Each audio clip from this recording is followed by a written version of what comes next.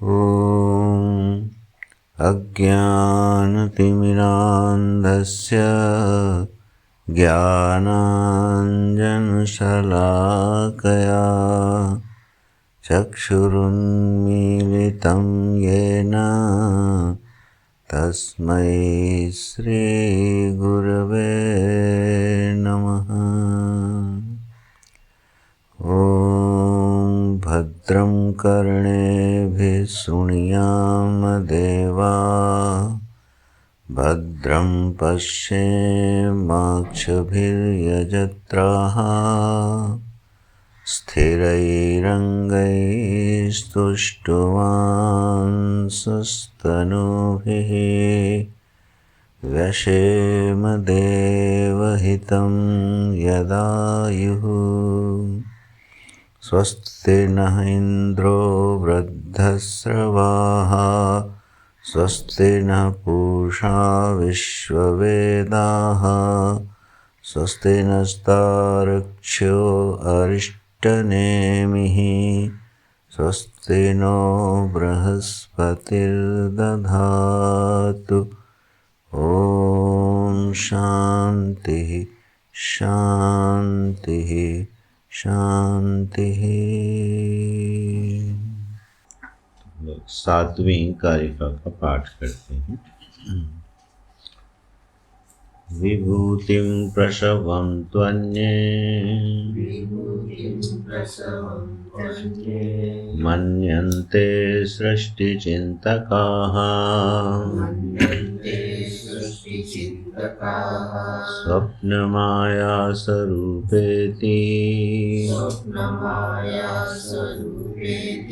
सृष्टिरन्यैर्विकल्पिता। इच्छामात्रं प्रभो सृष्टिः,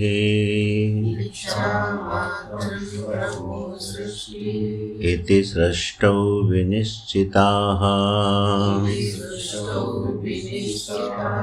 कालात् प्रसूतिं भूतानां मन्यन्ते कालचिन्तकाः। भोगार्थं सृष्टिरिति भोगार्थं सृष्टिरित्यन्ये क्रीडार्थम् इति चापरे। देवस्यैष स्वभावोऽयम् आप्तकामस्य का स्पृहा।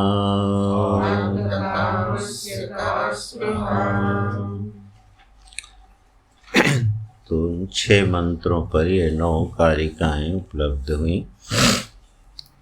इसमें समस्त श्रुति के मंत्रों का जो अर्थ है, विवक्षित अर्थ है, उसका कारिकाकार ने प्रतिपादन किया। क्योंकि एषः योनि सर्वस्य, यह मूल श्रुति में आया, इसलिए जगत के कारणत्व पर विचार करते हुए 4 कारिकाकार ने लिखी, इस पर प्रकाशित करी। कल हम लोग देख रहे थे कि वेदांत का जो मत है सृष्टि के कारणत्व में, उस पर कारिका लिखी गई और भाष्य का भी अवलोकन हम लोगों ने किया। वेदांत का मत क्या है और तत्संबंधी जो श्रुतियां हैं उनको उद्धृत करते हुए भाष्यकार ने उस विषय का प्रतिपादन किया। तो वेदांत मत में जो सृष्टि का कारणत्व है, उसका जो स्वरूप है, उसमें अविद्या हेतु है और अविद्याकृत, अविद्या सिद्ध जो नाम रूप है वह मायिक रूप से उपलब्ध होते हैं। इसलिए तत्वतः वास्तविकता में सृष्टि जो है वो कोई पृथक वस्तु उपलब्ध नहीं होती है, कोई सत्तात्मक वस्तु उपलब्ध नहीं होती है। यह वेदांत का मानना है। भ्रम की उत्पत्ति का जो भी कारण होता हो, वही कारण सृष्टि की उत्पत्ति का है, क्योंकि सृष्टि जो है वह नाम रूपात्मक होते हुए अपने अधिष्ठान सत्ता में अध्यस्त और विवर्त है। इसलिए न आरंभवाद है, न कारण, न परिणामवाद है, न क्रम है कोई, न सद्य है। इस तरह के समस्त विचार खंडित हो जाते हैं, क्योंकि ब्रह्मोत्पत्ति में एक ही हेतु होता है, उसका नाम है अविद्या। न जानना ही हेतु है, तत्व को न जानना और फिर उसका विपरीत ग्रहण हो जाना, ऐसे करके अभी आगे इस विषय का उल्लेख होगा। किसी वस्तु को जब हम नहीं जान पाते हैं तो निश्चित रूप से हम उसको अन्यथा ही जानते हैं। ये दोनों साथ साथ हैं। नहीं जानते हैं तो फिर अन्यथा ही जानेंगे। जैसे यहाँ आकाश है, अब देखिए आकाश भी यहाँ शब्द गुण से एक अनुमित पदार्थ है। यह भूत भौतिक है, यह स्थूल भाव को भी आपन्न है।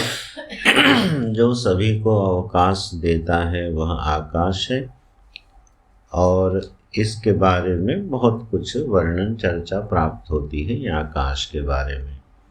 लेकिन यह आकाश जब आँख से दृष्टिगोचर किया जाता है या कोशिश की जाती है तो नीला मिलता है। बोले आकाश कैसा है? बोले नील गगन है, ये नीला नीला है, इस आकाश है। ऐसी जो ये प्रतिपत्तियां हैं आकाश के संबंध में, ये अन्यथा ग्रहण है, क्योंकि आकाश का कोई आदि अंत नहीं मिलता, आर पार नहीं मिलता, छोर नहीं मिलता। आँख उसको देखना चाहती है और कितनी दूर तक उसको देख पाएगी, तो उसका अज्ञान हो जाता है, निश्चय नहीं होता, तो अन्यथा ग्रहण होने लगता है कि आकाश नीला है। जितने भी भ्रमक ज्ञान हैं वह अन्यथा ग्रहण है। वस्तु के याथात्म्य का ज्ञान न होने से फिर उसका अन्य रूप में जो ग्रहण होता है उसी का नाम भ्रम है। तो सृष्टि जो है वह वेदांत प्रस्थान में भ्रम है। नाम रूपात्मक जो प्रपंच है वह भ्रम है, इसलिए उसका जो भी कारण है वह अविद्या होगा, न कि कोई वस्तु। इस तरह से एक निश्चय किया गया। फिर उसमें वो जो अविद्यमान और भासमान सृष्टि है और बीजात्मक प्रपंच किस रूप से चिदाभास और विषय विषय का रूप ले लेता है, ये फिर अवान्तर प्रक्रिया है। बस आप यूं ही समझो कि भ्रम का विस्तार कैसे हुआ ये जाना जा रहा है। रस्सी में जो सर्प दिख रहा है उसकी लंबाई कितनी है, चौड़ाई कितनी है, जन्म कहाँ से हुआ, उसकी पूर्व स्थिति क्या थी, जहरीला है कि नहीं है, ये सारे विचार जो हैं किस पर हो रहे हैं? उस असिद्ध सर्प पर, जिसकी वास्तव में कोई सत्ता नहीं है। इसी बात का प्रतिपादन अगले मंत्र में किया है और भाष्यकार ने इसको बड़े जोरदारी से एक वाक्य लिख दिया है। कारिकाकार कहते हैं, विभूतिम प्रसवम तु अन्ये सृष्टि चिंतकाः मन्यन्ते। अब अन्य मतों का थोड़ा सा दिग्दर्शन करा रहे हैं कि सृष्टि के संबंध में कितने प्रकार के विचार होते हैं, उनमें से कुछ विचारों का उल्लेख कर रहे हैं। तो पहला उल्लेख करते हैं कि सृष्टि चिंतकाः मन्यन्ते। कुछ अन्य लोग हैं, अन्य का अर्थ हो गया औपनिषदिक सिद्धांत से भिन्न, जो अन्यवादी लोग हैं उनकी बात की जा रही है। वह अन्य मतावलंबी दर्शनावलंबी लोग ऐसा मानते हैं क्या? विभूतिम प्रसवम, यह जो सृष्टि है यह परमात्मा की विभूति है। भगवान का जो ऐश्वर्य प्रकट हुआ उसका नाम है सृष्टि। और इस मत को मानने की मानने वालों की संख्या और उसका दार्शनिक आधार और उस पर चर्चाएं, मान्यताएं बहुत विस्तार को प्राप्त है। सृष्टि क्या है? बोले भगवान की विभूति है। ये तो भगवान का ऐश्वर्य है जो सृष्टि के रूप में उपलब्ध होता है। ये भगवान का संकल्प है। इस तरह से कुछ लोग मानते हैं, लेकिन एक बड़ा शब्द डाल दिया जिसके आधार पर भाष्यकार ने इतना आगे भाष्य लिख डाला, सृष्टि चिंतकाः मन्यन्ते। ये बात कौन मानते हैं? बोले सृष्टि का चिंतन करने वाले लोग मानते हैं। अब यह जो शब्द डाला है इसी पर देखिए क्या भाष्यकार अर्थ निकाल लेते हैं।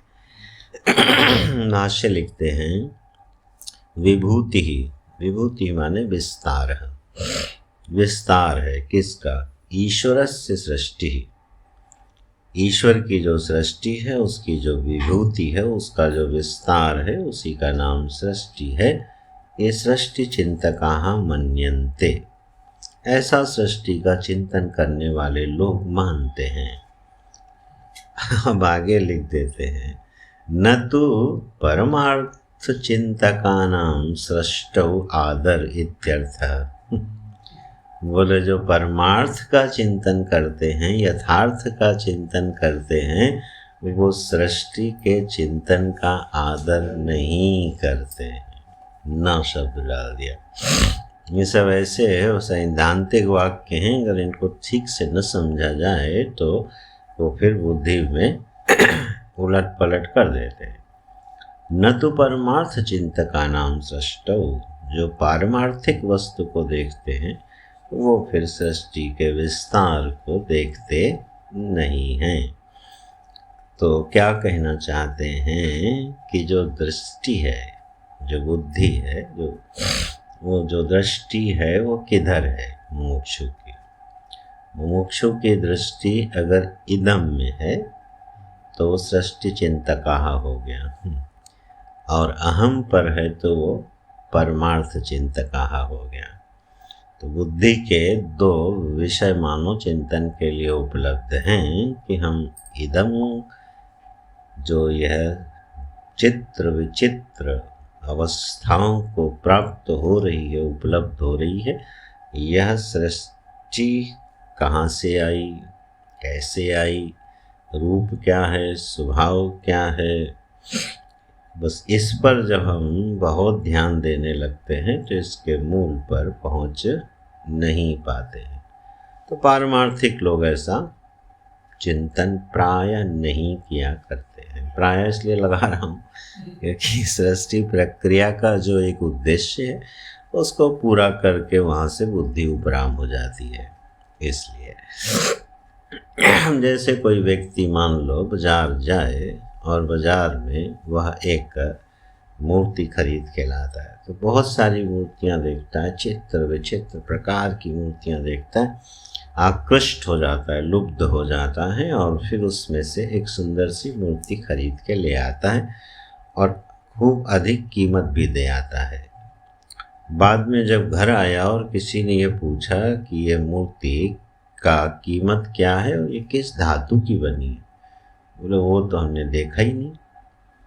तो पता चला धातु मिल गई, क्या मिट्टी, खड़िया की बनी मूर्ति है वो। तो जिसने धातु पर दृष्टि नहीं ली और फिर रूप नाम पर ही दृष्टि टिक गई, वो फिर ठगा गया। वो फिर ठगा गया। दृष्टि अगर उसकी धातु पर, उसके अधिष्ठान पर, कारण पर नहीं है तो हमेशा बुद्धि ठगी जाती है। और इस पर बहुत सारे विचार और श्रुतियाँ भी प्राप्त हैं कि यह जो क्रीड़ा स्थली है, इस क्रीड़ा स्थली में जो क्रीड़ा कर रहा है वो क्रीड्य विषयों पर ही लुब्ध होता है और क्रीड़ा स्थल के अधिष्ठान को नहीं देखता है। इस बगीचे को सब देखते हैं, बगीचे बनाने वाले के बारे में कोई प्रश्न पूछता नहीं है। इस तरह की फिर श्रुतियाँ उपलब्ध होती हैं। तो जो परमार्थ चिंतकाः हैं उनकी दृष्टि कहाँ रहती है? अहम पर रहती है। अगर इसको एक साधन तया कोई मुमुक्षु, कोई जिज्ञासु इस पर विचार करना चाहे तो कैसे और कहाँ करेगा? देखिए, जितने भी विचार होंगे और जिस विषय का भी विचार होगा वह सब का सब इसी उपलब्ध मन में ही होता है और यही उसका साधन है। इस बात को बिल्कुल जो है गांठ बांध लेना चाहिए कि महत्वपूर्ण जो है वो चिंतन करने वाला जो करण है और चिंतन करने वाला जो करता है वह अपनी चिंतन की जाने वाली वस्तु से सदा महत्वपूर्ण होता है। ये वेदांत प्रस्थान की प्रक्रिया का एक अर्थ है। महत्वपूर्ण चिंतन करने वाला है, न कि महत्वपूर्ण चिंतन की जाने वाली वस्तु है।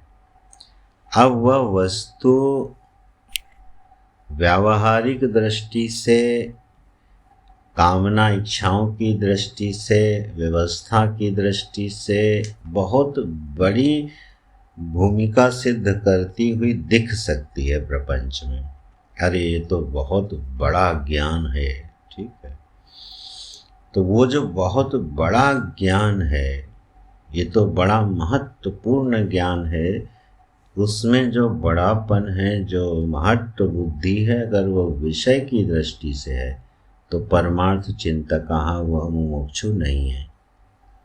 वो फिर विषय के विस्तार में, भगवान की इस माया में, भगवान की इस विभूति में, प्राज्ञ की इस विभूति में उलझ के रह गया। कौन? चिदाभास, जो जीवाभास है, जो अपने आभास को आभास समझना चाहता है, वो उसका करण मन जो है वो उलझ के रह जाता है लौकिक और अलौकिक विषयों को महत्वपूर्ण और अमहत्वपूर्ण बनाने के चक्कर में। तो ये बिल्कुल यहाँ पर भाष्यकार स्पष्ट कर देते हैं कि परमार्थ चिंतक जो हैं वो सृष्टि चिंतन में बहुत ज़्यादा आदर बुद्धि रखते नहीं हैं। कारण वही है, भ्रम का चिंतन नहीं किया जाता। भ्रम के कारण अविद्या का और भ्रम के अधिष्ठान आत्मा का चिंतन किया जाता है। बस यही मूल हेतु है। तो एक दृष्टि जिज्ञासु के बुद्धि में बिल्कुल निश्चित मत या निश्चित निर्णय होना चाहिए कि वह स्वयं ही सबसे ज़्यादा महत्वपूर्ण है, बस विषय नहीं। तब जो है वो उलट करके अपने आप को देखना शुरू करता है। ज्ञान वृत्ति का उदय कहाँ से हो रहा है, उस ज्ञान वृत्ति का विषय क्या है, और उस ज्ञान वृत्ति का जो विषय है उसमें जिसकी वो ज्ञान वृत्ति है उसके साथ उसका संबंध क्या है, और फिर उसमें महत्ता कितनी है। यह होता है परमार्थ चिंतक के चिंतन का विषय, न कि दिखने वाली सृष्टि। ऐसे तो सृष्टि चिंतका शब्द से भाष्यकार अर्थ ले आते हैं परमार्थ चिंतका नाम सृष्टौ आदर न इति। अब एक श्रुति है किसके संबंध में? विभूतिम प्रसवम। ये जो भगवान की विभूति है सृष्टि, ये बात किसको आधार बना के कई लोगों ने? बोले इंद्रो माया भी पुरुरूप ईयते इति श्रुते है। देखो देखो, श्रुति भी कहती है कि ये जगत क्या है? बोले इंद्र की माया के द्वारा अन्य रूप में उसकी उपलब्धि। अब श्रुति पर ध्यान देंगे तो वो पारमार्थिक चिंतन की ओर दृष्टि करा रही है। इंद्र, ये इंद्र शब्द जो है ना, दो चार शब्द हैं, उसको बड़े अच्छे से समझना चाहिए। ये इंद्र जो शब्द है, इंद्र एक तो है देवताओं का अधिपति जो अपना देवलोक में बैठा है, ना क्या नाच गाना देखता है, सुनता है और अमृत पीता रहता है, ऐसा उल्लेख आता है पुराणों में। इंद्र की जो सभा है उसमें इंद्र को जब प्यास लगती है तो वो किसका पान करता है? अमृत पीता रहता है। ऐसा अमृत पान करने वाला एक अधिदैव इंद्र। देखो, भ्रम की जब चर्चा हो तो उस भ्रम में फिर भ्रम नहीं मानना चाहिए, है ना। बोले अरे अरे ये सब कल्पना है, यहाँ चूक जाओगे फिर। इंद्र भी कल्पना है और ये जगत भी कल्पना, दोनों एक सत्ता में रहने चाहिए। अब भ्रम में भ्रम हो रहा है, बोले सब पुराण कल्पना है, तो सत्य क्या है? बोले भौतिक विज्ञान। साइंस बिल्कुल सही निर्णय करती है, प्रत्यक्ष प्रमाण देती है, सिद्ध करती है, वह सत्य है। और ये तुम्हारे पुराण बोले ये सब कल्पनाएं हैं, कथाएं हैं। अब ये चूक हो गई, ठीक है। भ्रम है तो सब भ्रम है, भ्रम में दूसरा भ्रम नहीं होता है। तो इंद्र जो है वो अधिदैव के रूप में जिसकी प्रसिद्धि है, वो तो एक इंद्र हो गया। दूसरा इंद्र क्या है? इंद्र शब्द का अर्थ है, देखो ये सब प्रामाणिक शास्त्रीय अर्थ हैं जो शास्त्र में उपलब्ध है, आरण्यक ग्रंथों में ये उपलब्ध है अर्थ।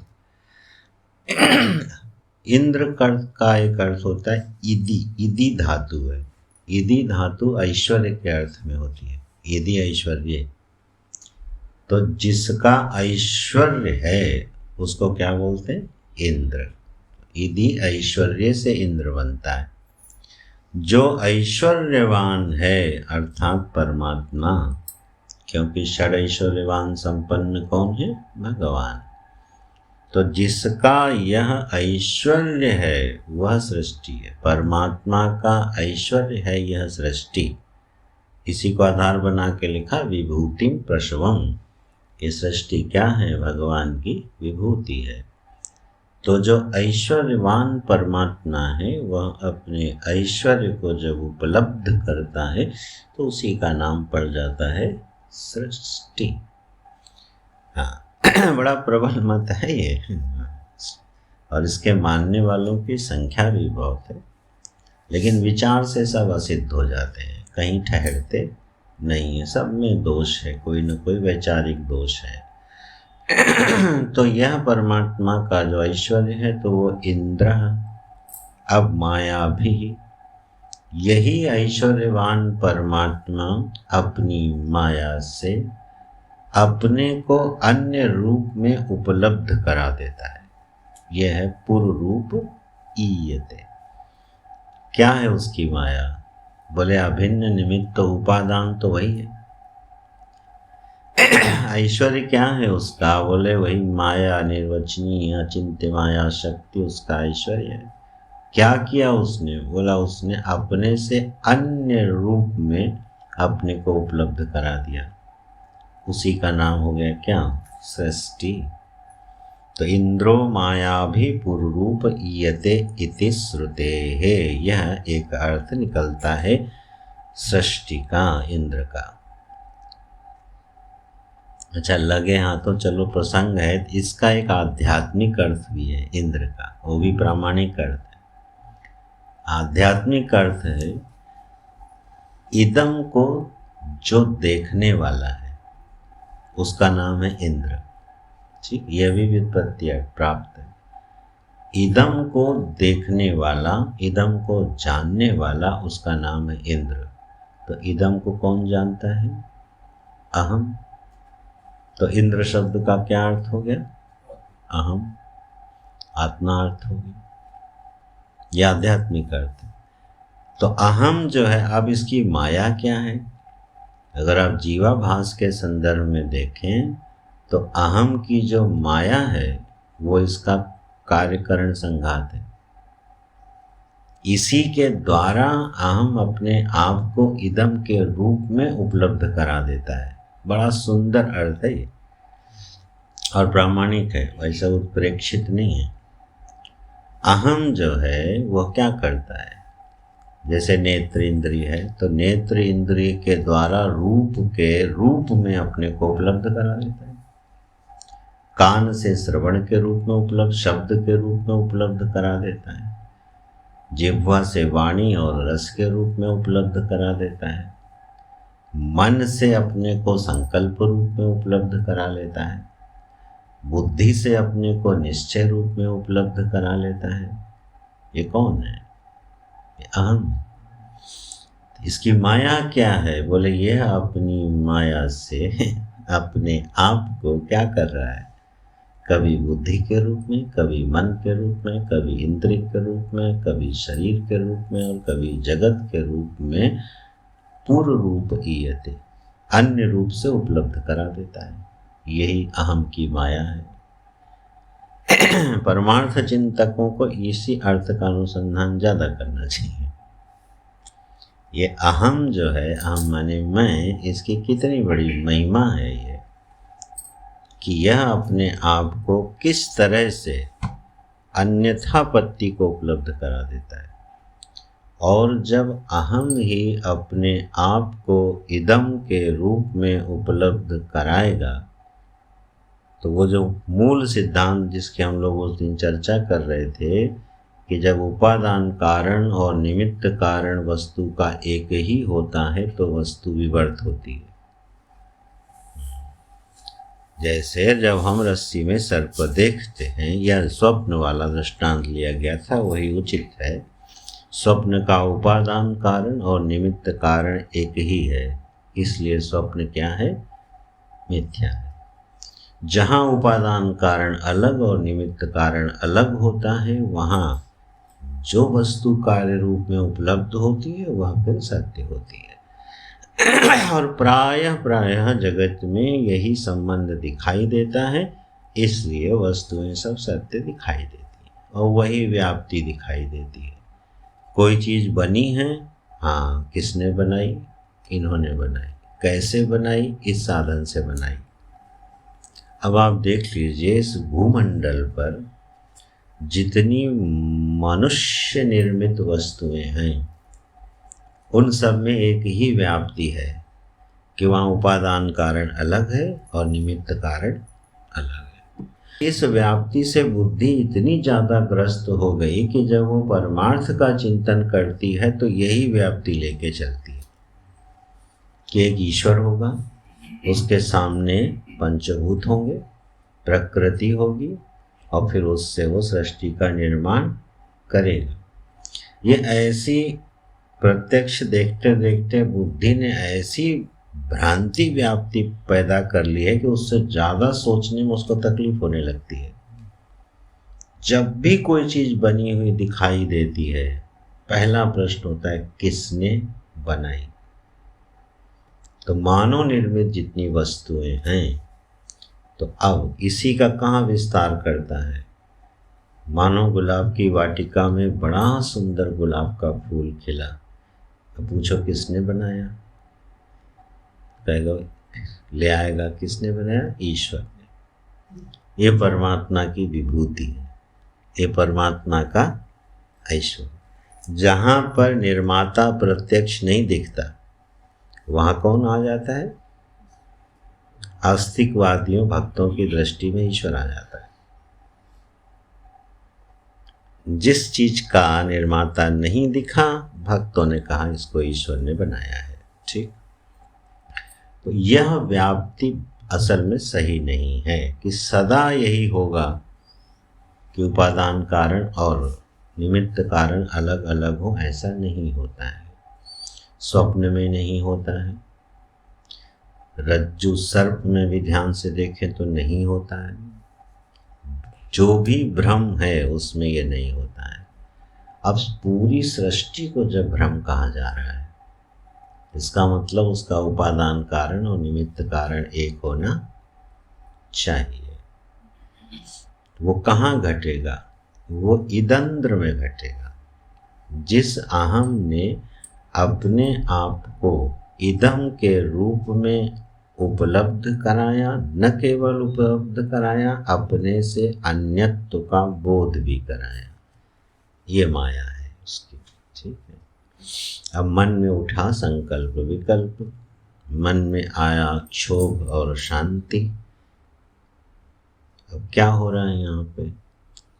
यह शांति है, यह क्षोभ है, इदंता के सहित उसका ज्ञान हुआ। फिर उसमें तादात्म्यापत्ति हो गई और मैं शांत हूँ, यह अनुभूति होने लगी। फिर मन क्षुब्ध हो गया, तो इस समय क्षुब्धता है, और फिर उससे तादात्म्यापन्न हुए, मैं क्षुब्ध हूँ, यह अनुभूति होने लगी। यह जो इसमें अनुभूति हो रही है, यह अनुभूति का कारण जो है, इदम रूप से उपलब्ध जो प्रतीति है, उस प्रतीति के साथ संबंध इसका कारण है। यथार्थ में क्या है? यथार्थ में यह है कि अहम ने अपने आप को इदम के रूप में उपलब्ध करा के उसमें अन्यता का दर्शन करा दिया। प्रतीति जब भी होगी अन्य की होगी, तो अन्य की प्रतीति हो रही है, यहाँ तक तो ठीक है, लेकिन अन्य की जो प्रतीति है उससे हमारा संबंध क्या बन गया और उस प्रतीति को हमने सत्य माना या मिथ्या माना, ये विचार का विषय होता है मुमुक्षु का। तो सैद्धांतिक रूप से क्या सिद्ध होगा? जब अहम ही इदम का उपादान और निमित्त कारण है, तो हर इदम को मिथ्या ही होना पड़ेगा। ये है। अच्छा, यहाँ तक तो बात ठीक है। अभी और विचार करके देखें, अभी भी यही मन में आ रहा है, जीवाभास के संबंध में क्या विचार बनेगा? जीवाभास के संबंध में, क्योंकि उसको भी हमने क्या कहा? आभास कहा। ये जो हमारा व्यक्तित्व है, सेंस ऑफ इंडिविजुअलिटी है, और इसका बोध सभी को है कि मैं हूँ, एक व्यक्ति के रूप में उपलब्धि हो रही है मेरी, एक जीव के रूप में हमको उपलब्धि हो रही है। यह जो उपलब्धि है, ये जो जीवाभास कोटि में डाला गया, इसको भ्रम कैसे कह रहे हैं? इसमें भी यही निमित्त जाएगा, क्योंकि इसका उपादान कारण और निमित्त कारण कौन है? प्राज्ञ, प्राज्ञ ईश्वर। यही इस जीवाभास का उपादान कारण है कि नहीं है? और निमित्त कारण भी है। अग्नि से जब स्फुल्लिंग निकलते हैं तो उनका उपादान कारण भी वही है और निमित्त कारण भी वही है। यही यहाँ दृष्टांत दिया गया। जल से जब तरंगें उठती हैं, उन तरंगों का उपादान कारण और निमित्त कारण जल ही है, तो फिर तरंग क्या हो गई? प्रतीति हो गई, मिथ्या हो गई। यही सिद्धांत सर्वमान्य लगता है कि जब हमारे व्यक्तित्व का पहलू चलो, हमारे होने का असली मसाला क्या है? बोले ज्ञान। एक ज्ञान वस्तु है, बोध वस्तु है, वही इसका मूल मसाला है। और निमित्त क्या? बोले निमित्त भी वही है, क्योंकि उसके अलावा कुछ है नहीं। तो अहम क्या हो गया? बोले अहम जो है वह अपने अधिष्ठान में अध्यस्त है। अगर ब्रह्मसूत्र के भाष्य का कुछ स्मरण हो रहा हो, अध्यास भाष्य का, इदम अहम पर अध्यस्त है ना, और अहम अपने अधिष्ठान पर अध्यस्त है। उसी को वहाँ मूला विद्या तूला विद्या करके विभाग कर दिया गया है, ठीक है। लेकिन इदम जो है वह अध्यस्त है अहम पर, और अहम किस पर अध्यस्त है? ज्ञान वस्तु, बोध वस्तु पर। वह बोध वस्तु जो है वह हमारा असली स्वरूप है। उस बोध वस्तु में व्यक्तित्व के रूप में उपलब्ध हो जाना, यह हमारा असली परिचय नहीं है, वो आभासी परिचय है, वो प्रतीति। हमारा अपना एक व्यक्ति के रूप में होना ही आभास है। भगवान ने कहा ना, अव्यक्तम व्यक्तिमापन्नम मन्यन्ते माम अबुद्धयः। मुझ अव्यक्त को जो व्यक्ति वाला, व्यक्ति माने वहाँ अभिव्यक्ति, मुझ अव्यक्त को जो व्यक्त मानता है वो अबुद्धयः, वो असल में बुद्धू है। परम भावम अजानन्तः। पूरा क्या है? ममाजम अव्ययम। मुझ अज अव्यय परमात्मा को न जानता हुआ, परम माने हमारे वास्तविक भाव को न जानता हुआ, अजानन्तः क्या जानता है? बोले मुझ अव्यक्त परमात्मा को भी व्यक्ति मान लेता है, व्यक्त मान लेता है। तो यह है भ्रम। तो अपना जो अवभासक रूप है, जो मात्र ज्ञान वस्तु है, चिद वस्तु है, उसका स्वरूप क्या बनेगा? उसका स्वरूप यही है कि अहम की अध्यस्तता पर विचार करना पड़ेगा। और यहाँ जो अहम अध्यस्त है वह इस सिद्धांत से अध्यस्त है, उपादान और निमित्त कारण से। आज दृष्टि ब्रह्म सूत्र पर ही जा रही है। वहाँ जब अध्यास का कारण बताया गया है तो अन्य का अन्य में, अन्य का अन्य के धर्मों में, है ना, स्वरूपाध्यास, संसर्गाध्यास, अन्योन्याध्यास, सब वहाँ अन्य का अन्य में, अन्य का अन्य में अध्यास वर्णन किया गया है। लेकिन अहम स्वयं अध्यस्त है, इस पर विचार करना होगा। तो अगर यह अहम अध्यस्त है तो फिर इसकी सारी प्रतीतियां स्वतः अध्यस्त हो गई। तो मेरा होना और जगत का होना एक कोटि में चला गया। जो इसकी अखंड अवबोधक ज्ञान वस्तु है वो अज है, अव्यय है, ठीक है, अजन्मा है, आनंद रूप है, न कहीं गई न कहीं आई, न उसका जन्म है, न उसकी मृत्यु है, न उसको सुख है, न उसको दुख है। ऐसी एक अप्रमेय वस्तु है, उसी का बोध कराना है। अच्छा, यह जो श्रुति है इंद्रो माया भी पुरुरूप ईयते, इसमें आध्यात्मिक अर्थ जो इंद्र का है वह अभी हम लोगों ने चर्चा करी। और परमात्मा है इंद्र का अर्थ, तो वो फिर अपनी अनिर्वचनीय माया शक्ति से अपने को ही जगत के रूप में उपलब्ध करा देता है, इसलिए जगत ब्रह्म है, ऐसा सिद्ध होता है। अब भाष्यकार थोड़ा आनंदित हो करके एक बड़ा मज़ेदार एक भाष्य लिखते हैं। ये पूरा भाष्य उनका कहाँ से शुरू हो गया? एक शब्द से, परमार्थ चिंतका नाम से। सृष्टि चिंतका शब्द मिलते ही मानो वो खुल गए एकदम से। क्या लिखते हैं?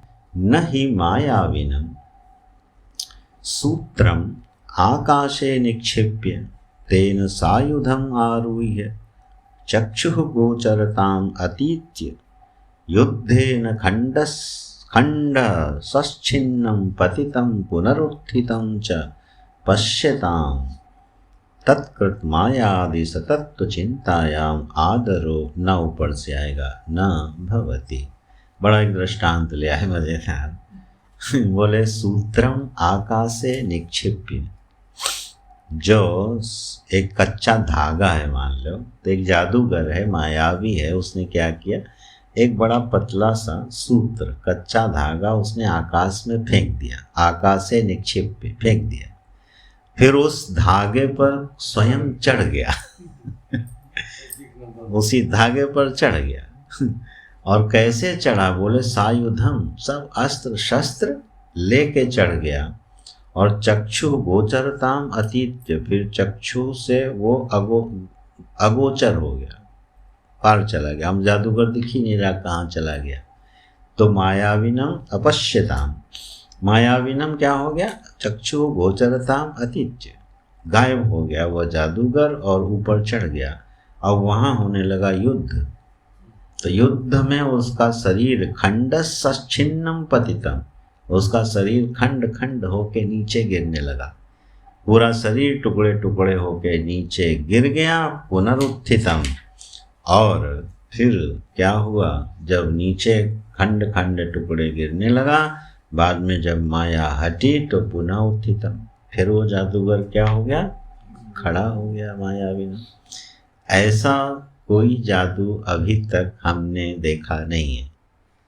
इसका मतलब अतीत में ऐसे जादूगर हुआ करते होंगे जिन्होंने ये जादू दिखाया।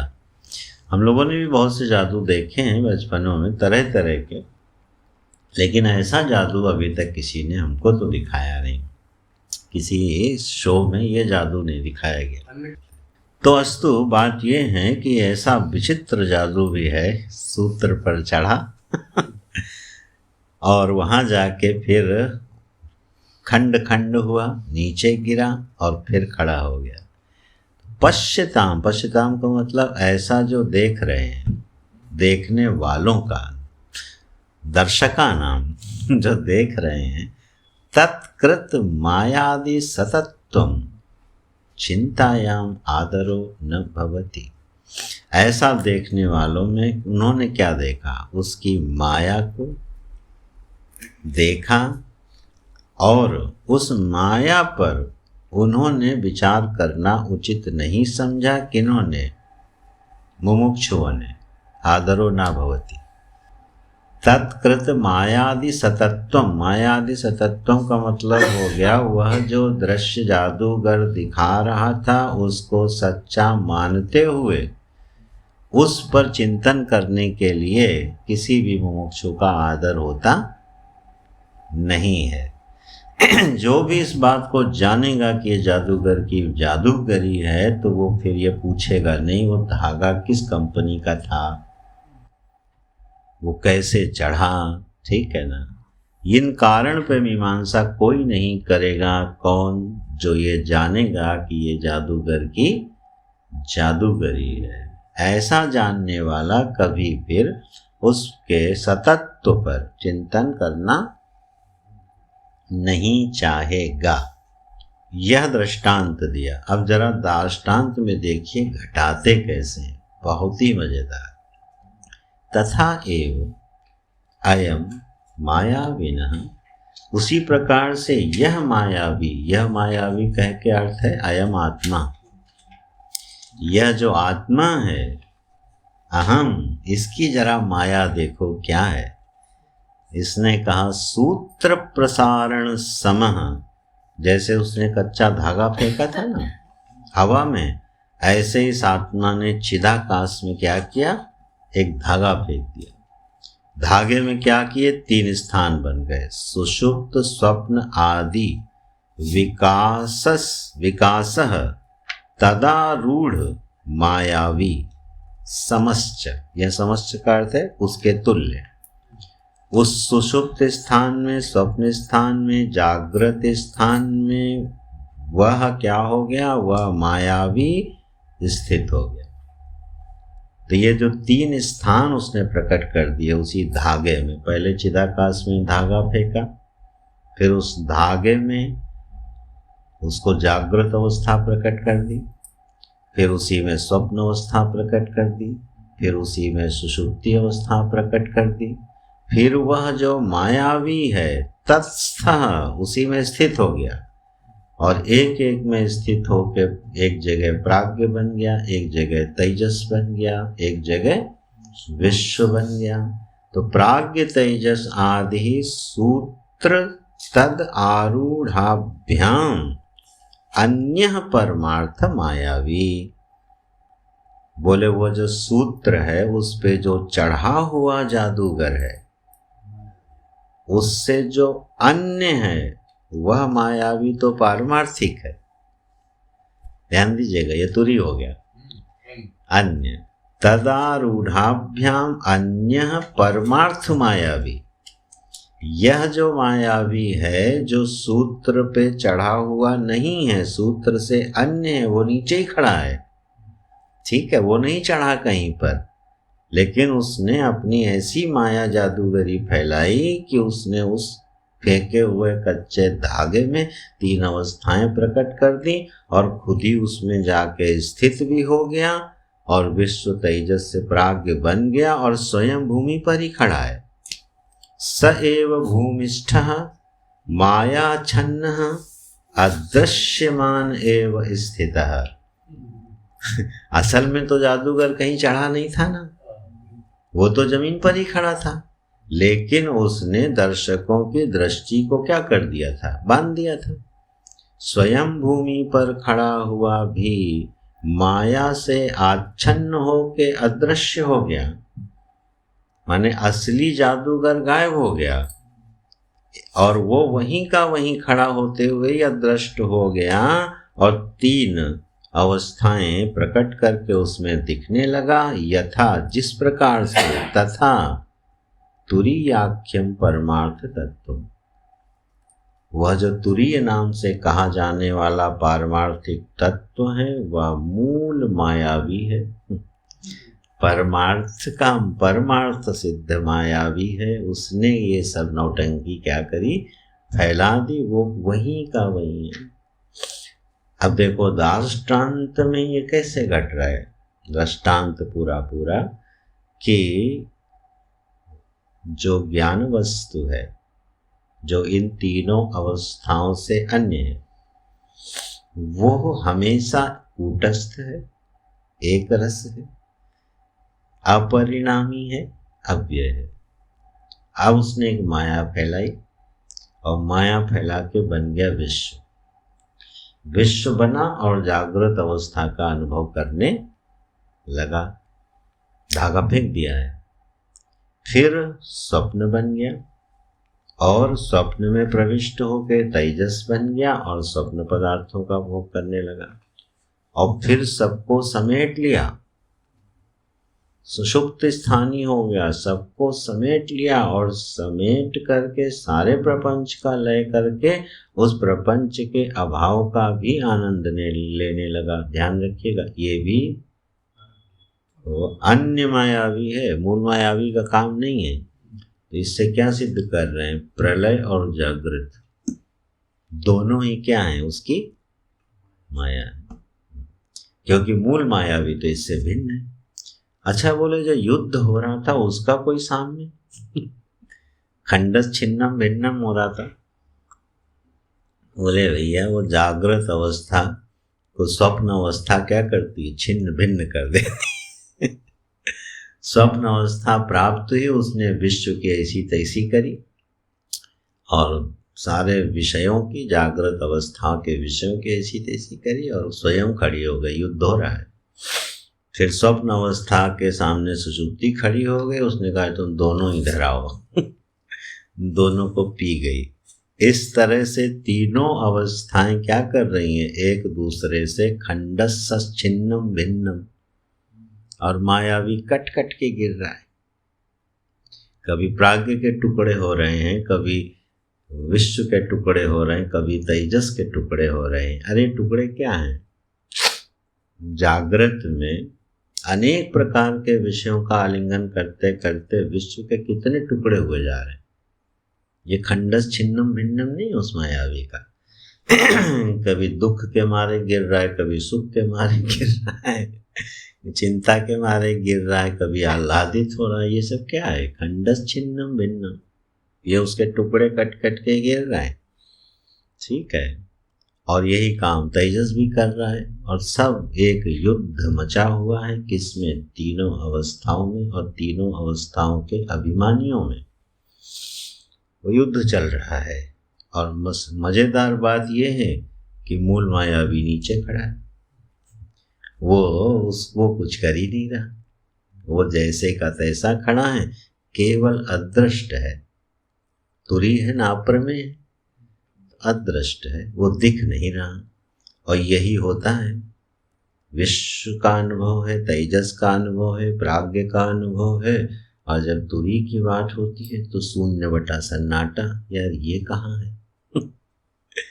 बोले अधिष्ठान ब्रह्म, बोले बुद्धि की तो पकड़ में ही नहीं आता, बोले शून्य है ही नहीं। नाना प्रतिपत्तियां उस मूल मायावी के बारे में होती हैं, और जिसके बारे में यथार्थ दर्शन हो रहा है असल में वो मायावी है।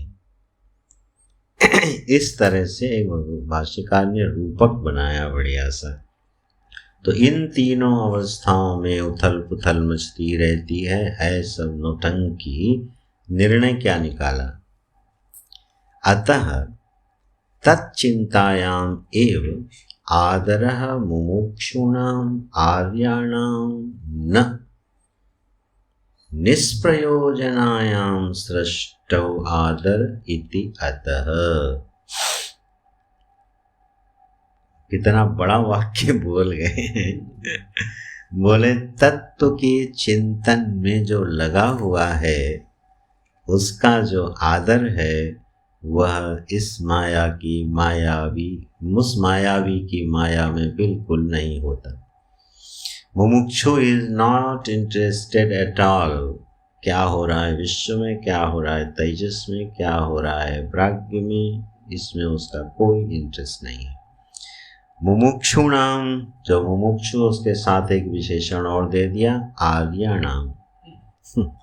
आर्याणाम क्यों लगाया? बोले आर्याणाम भाई इसलिए कि जो आर्य लोग हैं ना उनकी धारा में चलता हुआ, वो अनार्य नहीं है। आर्य शब्द का अर्थ वैसे होता है मैन ऑफ एटिकेट। गीता जी में कहाँ पर आया ये शब्द? अनार्य दुष्टम अस्वर्ग्यम है अकीर्तिकरम अर्जुन। अर्जुन जो तुम करने जा रहे हो ना ये आर्यों के द्वारा सेवित नहीं है। यह अनार्यों ने इस मार्ग का अवलंबन लिया है, इसलिए तुम्हारे लिए अकीर्ति उत्पन्न करेगा। तो आर्य कहने का मतलब हुआ कि जो श्रेष्ठ पुरुषों के द्वारा स्थापित मर्यादाएं हैं उनको अनुशीलन करने वाले व्यक्ति को आर्य कहा जाता है। तो मुमुक्षु क्या होगा? आर्य होगा। परंपरा से जुड़ा हुआ होगा, सही चिंतन करने वाला होगा, स्वस्थ दृष्टि रखता होगा। ऐसा जो मुमुक्षु आर्य मुमुक्षु है वह इस सृष्टि चिंतन में बिल्कुल आदर नहीं रखता। और एक शब्द डाल दिया भाष्यकार ने, निष्प्रयोजनाया। अब ये बड़ा शब्द दे दिया है चिंतन करने के लिए। सृष्टि को क्या बता दिया? निष्प्रयोजन। सृष्टि का कोई प्रयोजन नहीं। अब कितने शास्त्रों में, कितने सिद्धांतों में, कितने सूत्रों में, स्वयं वेदांत प्रस्थान के ग्रंथों में, भागवत आदि शास्त्रों में कितना वर्णन है सृष्टि का प्रयोजन क्या है। भोगापवर्गार्थम दृश्यम इति सांख्या। आगे बोलेंगे क्रीडार्थम, इच्छार्थम, कामार्थम। कितने प्रयोजन है सृष्टि के नारायण। लेकिन भाष्यकार कह रहे हैं यह सृष्टि कैसी है? निष्प्रयोजन सृष्टि का कोई चिंतन क्यों करेगा? कौन? आर्य मुमुक्षु। क्यों भाई, उसका सृष्टि में कोई प्रयोजन सिद्ध नहीं हो रहा? बोले नहीं। अरे सीधा सा अर्थ है, विश्व तेजस और प्राज्ञ, जागृत स्वप्न सुषुप्ति, यही तो है ना सृष्टि। यही तो सृष्टि का स्वरूप है। और इस सृष्टि में मचा हुआ है हाहाकार, खंडस छिन्नम भिन्नम हो रहा है। दिन रात अवस्थाओं में युद्ध चल रहा है, एक दूसरे को पराभूत कर रही हैं अवस्थाओं का अभिमानी। तो मुमुक्षु का जो प्रयोजन है वो क्या है? मुमुक्षु का प्रयोजन तो है अखंड आनंद, ऐकांतिक आनंद कह लो, ठीक है। तो मुमुक्षु के प्रयोजन की सिद्धि न तो विश्व में हो रही है, न तेजस में हो रही है, और न प्राज्ञ में हो रही। समाधि लगा के नहीं हो रही, उपासना के द्वारा प्राप्त ऐश्वर्य से स्वप्नवत नहीं हो रही, ठीक है। और दिव्याति दिव्य यज्ञादि कर्मों के फलस्वरूप प्राप्त उत्तम भोगों से भी नहीं हो रही। मुमुक्षु के प्रयोजन की सिद्धि हुई नहीं किसी से। जैसे स्वप्न है, स्वप्न क्या है? ये ऐश्वर्य है, स्वप्न एक ऐश्वर्य है, एक सृष्टि बना दी जाती है, अपने भोगार्थ एक सृष्टि खड़ी कर दी जाती है, छोटा ऐश्वर्य है। पूरा का पूरा प्रपंच खड़ा हो जाता है तेजस के लिए, और उस तेजस अपनी ही बनाई हुई सृष्टि में उलझ के रह जाता है। उपासक क्या करता है?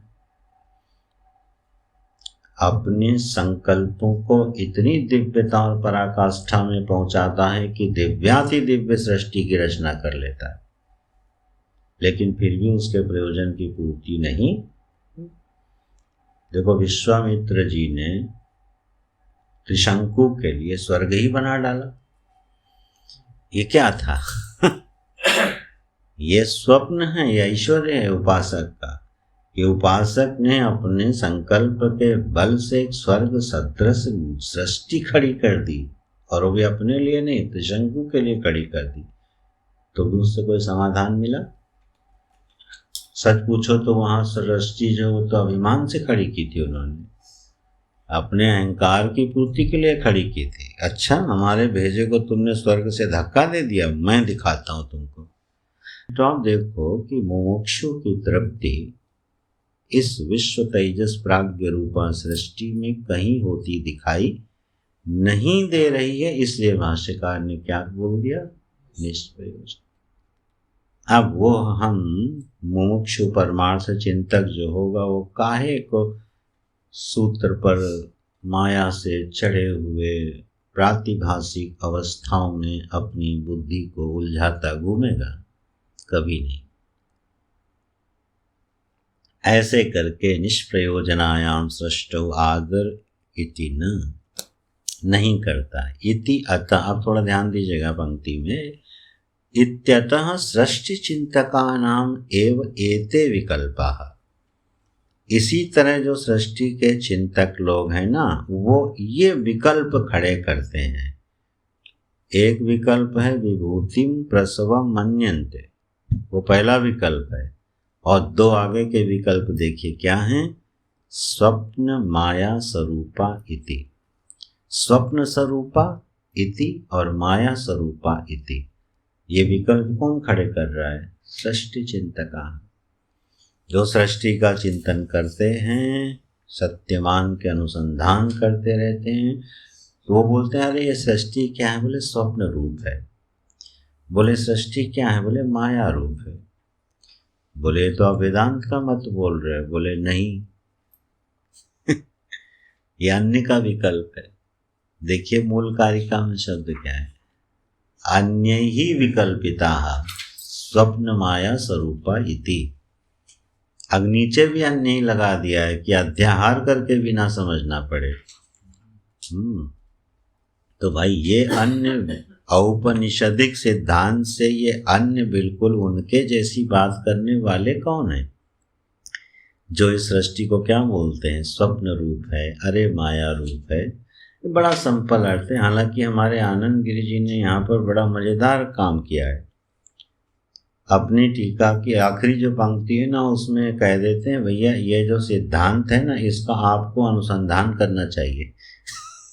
खुद कुछ बताए नहीं कि एक स्वप्न बोल दिया, माया बोल दिया, इसको महाराज जी ने बड़ा सरल करके खोल दिया है। बोले भाई, उमा कहो मैं अनुभव अपना, सत हरि भजन जगत सब सपना। ये तत्व दृष्टि से कहा जा रहा था क्या? सृष्टि को स्वप्न बोलने वाले लोग स्वप्न की मीमांसा करके उसको जागृत के मिथ्यात्व में हेतु बनाते हुए स्वप्न की विवेचना करके सृष्टि को स्वप्न रूप नहीं बोलते सभी लोग। अरे इस दुनिया में कुछ रखा नहीं है, सब छाया के जैसा है। ठीक है, सपना है।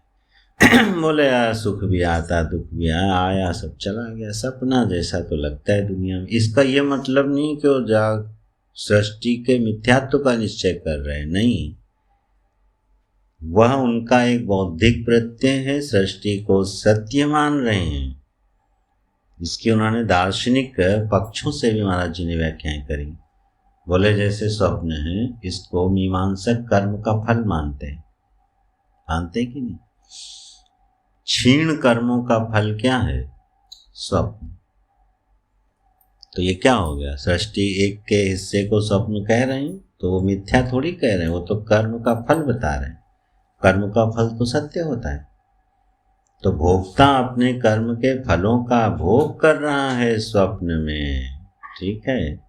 ये सृष्टि क्या है? अरे भगवान की माया है। अब जब भक्त लोग बोलते हैं ये भगवान की माया है तो क्या उसको झूठ बोलते हैं? ये वेदांती वाली माया नहीं है। तत्व का प्रतिपादन करके सृष्टि माइक है ये बोलना वेदांत प्रस्थान का शब्द है। लेकिन जब व्यक्ति एक भक्त ऐसा बोलता है कि ये दुनिया क्या है? भगवान की माया है, ठीक, तो उसको क्या लगता है? ये एक अनिर्वचनीय शक्ति है। देखो, माया को भगवान की अनिर्वचनीय शक्ति मानते हैं। भगवान अपनी अनिर्वचनीय माया शक्ति से समस्त जीवों को तृप्त करने के लिए उस अपनी शक्ति से इस सृष्टि की रचना करते हैं। तो ये क्या हो गई? माइक सृष्टि है, भगवान की माया से बनी है। अब देखो यहाँ वेदांत भिन्न प्रतिपादन है कि नहीं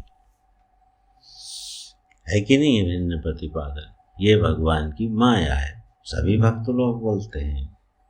तो वहां तत्व अनुसंधान पूर्वक नहीं बोल रहे हैं।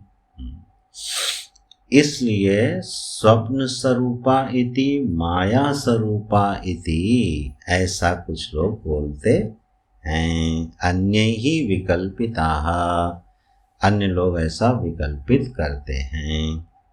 चलिए अब इसको बहुत नहीं पढ़ाते, हम लोग 2 श्लोकों का अनुवाद पढ़ लेते हैं। भाष्य भी छोटा है, जिससे कल से 3-4 दिन का जो समय है उस पर नान्तः प्रज्ञम पर विचार हो जाएगा। तो इसका अनुवाद भाष्य से कर लेते हैं। कुछ लोग कहते हैं इच्छा मात्रम प्रभो सृष्टि इति सृष्टो विनिश्चिता। सृष्टि चिंतन करने वाले लोग कहते हैं अरे अरे ये भगवान की क्या है? इच्छा है। प्रभो हो इच्छा मात्रम, ये सृष्टि भगवान की इच्छा से बन गई हैं। और कुछ लोग कहते हैं कालात् प्रसूतिम भूतानाम मन्यन्ते काल चिंतका। जो ज्योतिर्विद लोग हैं, ज्योतिष लोग हैं, वो क्या कहते हैं? अरे ये सब काल की बात है, ये सब क्या है? अरे समय का फेर है। समय आता है तो बिगड़े काम बन जाते हैं, समय आता है तो सब बिगड़ जाता है। इनके हेतु में क्या है? बोले काल। बोले जब समय आता है तो महाप्रलय से सृष्टि बाहर आ जाती है, और जब समय आता है तो सृष्टि विलीन हो जाती है। तो क्या हेतु बन रहा है? काल। बोले इस जगत का नियामक कौन है? बोले काल ही इस जगत का नियामक है। ऐसे एकांश में कुछ लोग ऐसा वर्णन करते हैं। इन सब में जैसे ही आप चिंतन शुरू करोगे, इसमें कोई भी सिद्धांत टिकेगा, छिन्न भिन्न हो जाता है। इच्छा मात्रम प्रभो सत्य संकल्पत्वात् सृष्टि घटादि संकल्पना मात्रम न संकल्पनातिरिक्तम।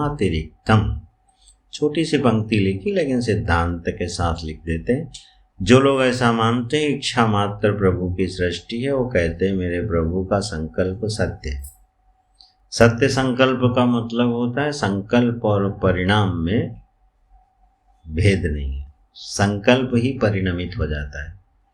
जैसे ब्रह्मा जी की 2 सृष्टियां प्राप्त हैं, एक मानसिक सृष्टि है ना उनकी, जो सोचते हैं वही उपलब्ध हो जाता है।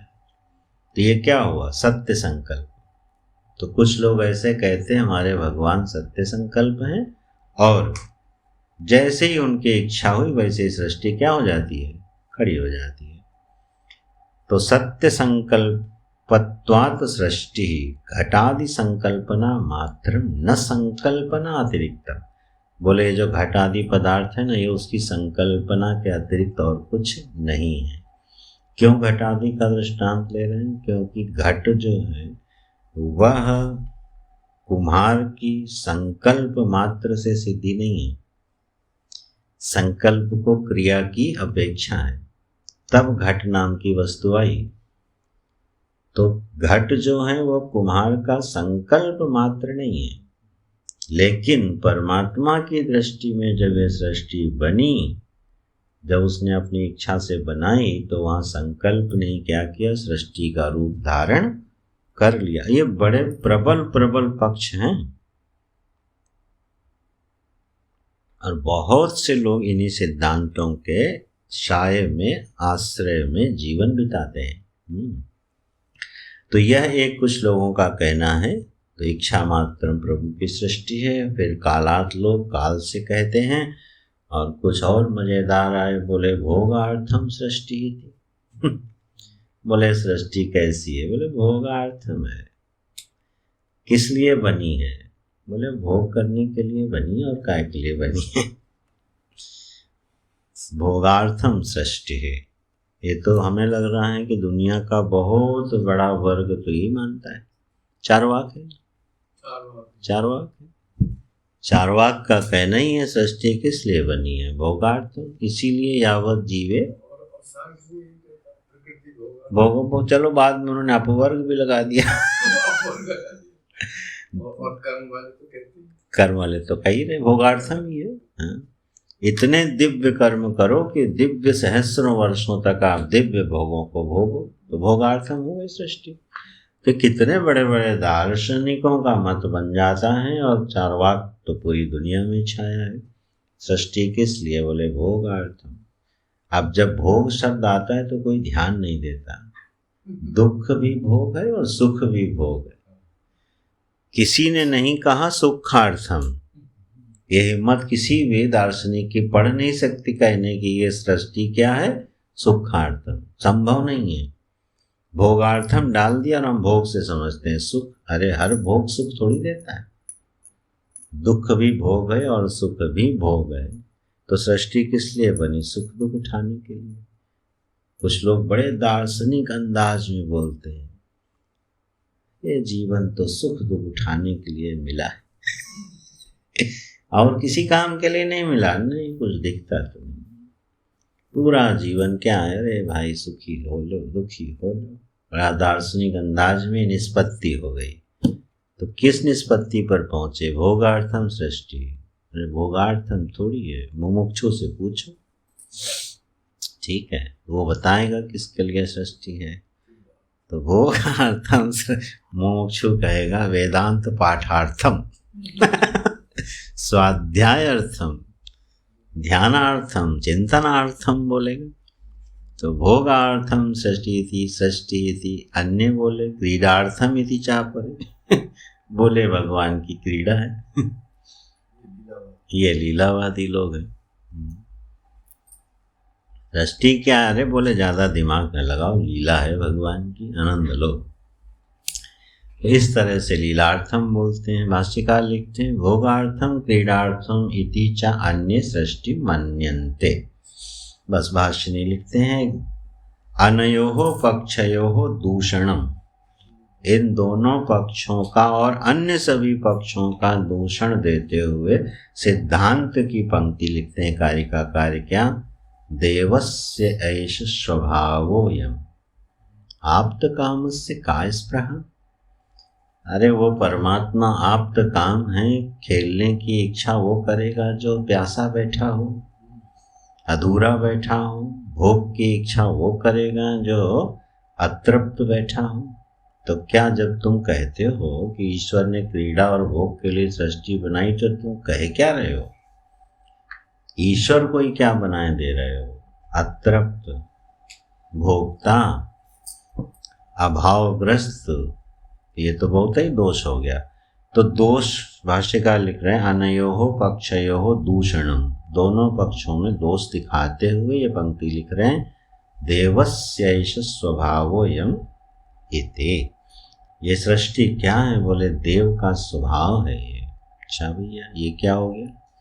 बोले देवस्य स्वभाव पक्षम आश्रित्य, यह सृष्टि देव का स्वभाव है। इस पक्ष का, इस सिद्धांत का आश्रय लेकर के सर्वेषां वा पक्षाणाम आप्त कामस्य का स्पृहा इति समस्त पक्षों का निराकरण मानो करते हुए आप्त काम को कोई स्पृहा नहीं होती है।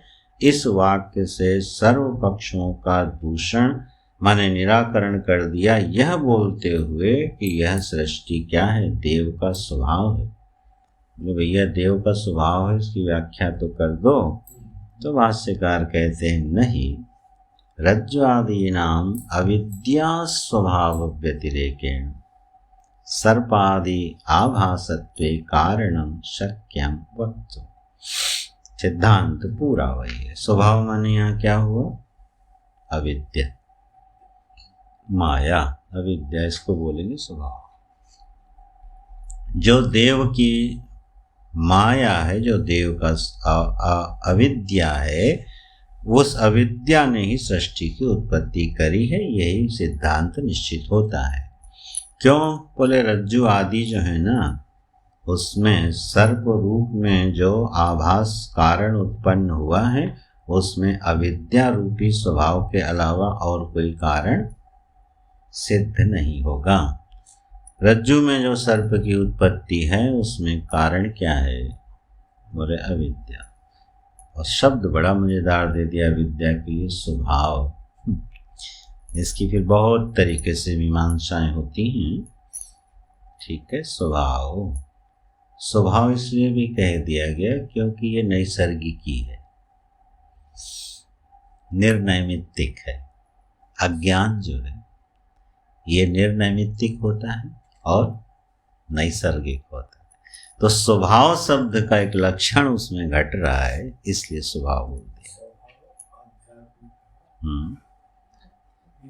नहीं, गीता में स्वभाव को कहा स्वभावो अध्यात्मम उच्यते। वहाँ स्वभाव शब्द का ये अर्थ है। थोड़ी सी मीमांसा कर लो। स्वभाव किसको बोलते हैं? स्वभाव जनरली एक हम लोग जो अर्थ लेते हैं उसी से मिलता बढ़ेगा अर्थ। स्वभाव माने बोलते हैं जैसे उनका ये बड़े क्रोधी स्वभाव के व्यक्ति हैं, इसका मतलब ये हो गया क्रोध और वो एक हो गया। तो जो वस्तु एक हो जाए उसके धर्म को ही उसका स्वभाव बोल देते हैं। ठीक है, धर्माध्यास को स्वभाव बोल देते हैं। जैसे अग्नि उष्ण बोले तो स्वभाव है उसका। तो धर्म को, अभिन्न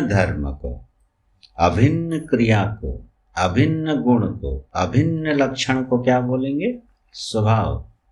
ठीक है ना। और यह स्वभाव किस निमित्त से है? बोले कोई निमित्त नहीं है, स्वभाव पर प्रश्न नहीं उठता। ये बड़ी मजेदार बात है। जैसे आपने कहा ये जल शीतल है, आज तक किसी ने पूछा क्यों? अग्नि गर्म है क्यों? स्वभाव पर कभी प्रश्न खड़ा नहीं होता है। तो यह निर्नैमित्तिक है। ठीक है, इसका कोई कारण नहीं है। यह लक्षण घटता है अविद्या में।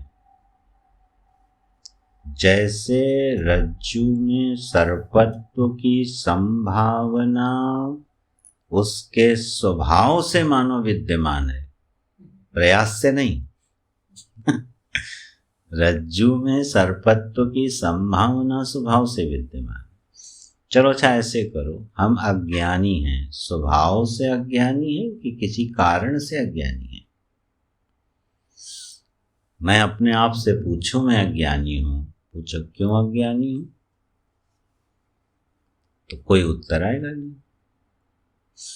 हाँ, विषय की दृष्टि से व्यक्ति का प्रश्न अलग हो जाएगा, वो तो विषय अज्ञान हो गया। क्यों भाई तुमको ये जर्मन भाषा नहीं आती? क्योंकि भाई मुझे जर्मन पढ़ने का मौका नहीं मिला। वहाँ तो उत्तर है, लेकिन जब कोई पूछे आप अज्ञानी क्यों हो, तो कोई उत्तर नहीं, क्योंकि अज्ञान का कोई निमित्त होता ही नहीं, वो नैसर्गिक ही है। इसीलिए ब्रह्मसूत्र के भाष्य का स्मरण कीजिए। अहमिति ममिति प्रत्यय नैसर्गिको अयम लोक व्यवहार अविद्यारूपत्वात्। क्योंकि यह अहम और मम इति जो प्रत्यय है, ये किसी निमित्त से किसी ने पैदा नहीं करवाया है, स्वाभाविकी सा अविद्या। इस तरह से स्वभाव शब्द का अर्थ माया अविद्या भी होता है, वही अर्थ यहाँ लिया है। देवस्य एष स्वभावः, देव माने परमात्मा, ये परमात्मा का जो आविद्यक उपलब्धि है बस उसी का नाम है सृष्टि। इसलिए सृष्टि के मूल में एक ही सिद्धांत सिद्ध हुआ, अविद्या ही उसका कारण।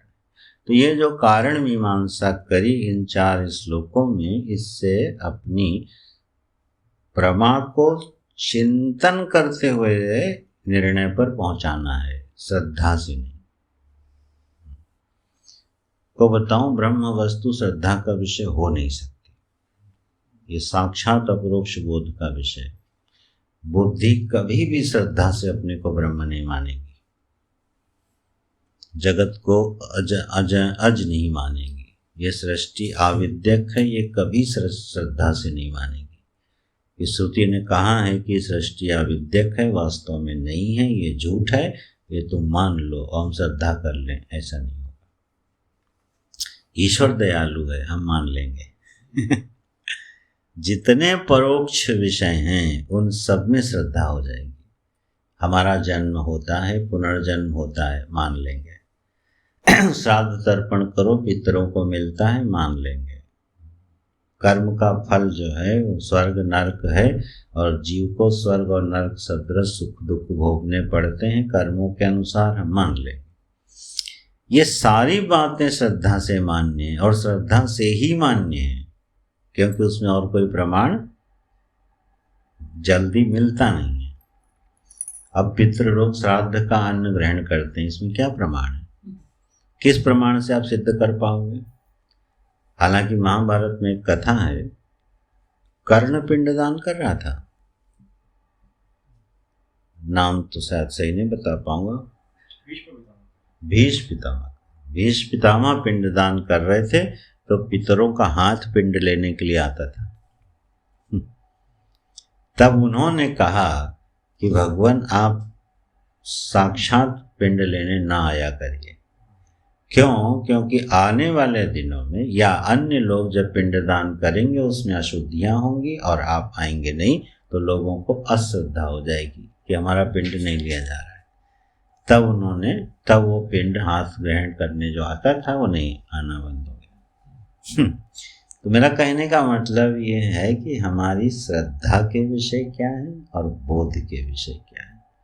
जहाँ श्रद्धा का विषय हो वहाँ युक्तियाँ बहुत नहीं ठोकनी चाहिए, मिलेंगी नहीं। और जहाँ बोध का विषय हो वहाँ श्रद्धा का कोई, बड़े सोच के बोलना पड़ रहा है, वहाँ श्रद्धा का कोई काम नहीं है।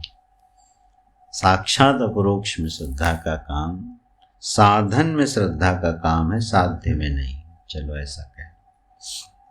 इस तरह से हो गया ये 9 श्लोकों में 6 श्रुति मंत्रों का जो सार अंश था वो हो गया। अब शेष 3-4 दिनों में हम लोग नान्तः प्रज्ञा न बहिष्प्रज्ञः इस महत्वपूर्ण श्रुति का अनुशीलन करने का प्रयास करेंगे। ओम पूर्णमदः पूर्णमिदं पूर्णात् पूर्णमुदच्यते पूर्णस्य पूर्णमादाय पूर्णमेवावशिष्यते। ओम शांति शांति शांति। हरि ओम श्री गुरुभ्यो नमः। हरि ओम।